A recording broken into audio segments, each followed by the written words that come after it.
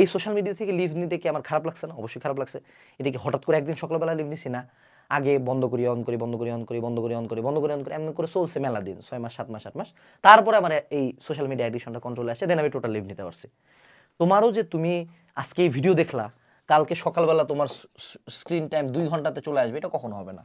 So এইটার কার্ভটা এরকম gradual একটা কার্ভ হইতে হবে, যে না আজকে 16 ঘন্টা, পরের দিন 1 ঘন্টা কম চালাইছি, আরেকটু আরেকটু, বাট এই স্টেপগুলো কন্টিনিউয়াস নিতে থাকবে। তুমি অনেকবার শুরু করবা, 16 ঘন্টা থেকে 10 ঘন্টায় নামাবা, তারপর দেখবা আবার 16 ঘন্টায় গেছো, কোনো সমস্যা নেই, start again, start again, learn to start again. এই জিনিসটা, এটাকে মনে রাখবে, এটা একটা addiction. Just like cigarette, just like alcohol, just like weed, just like any other addiction, এটা একদম একটা সিভিয়ার লেভেলের অ্যাডিকশন, যেটাকে অ্যাকচুয়ালি সমাজ খারাপও বলে না। তো এই অ্যাডিকশন যারা বাদ দিতে চায়, এটা আসলে কখনো কোনো অ্যাডিকশন তুমি দেখবে না রিহ্যাবে যায় কেন, বুঝো তো কত কঠিন জিনিস। সো এটা ধাম করে সকালবেলা ইম্প্রুভ হবে না, it will be a gradual journey.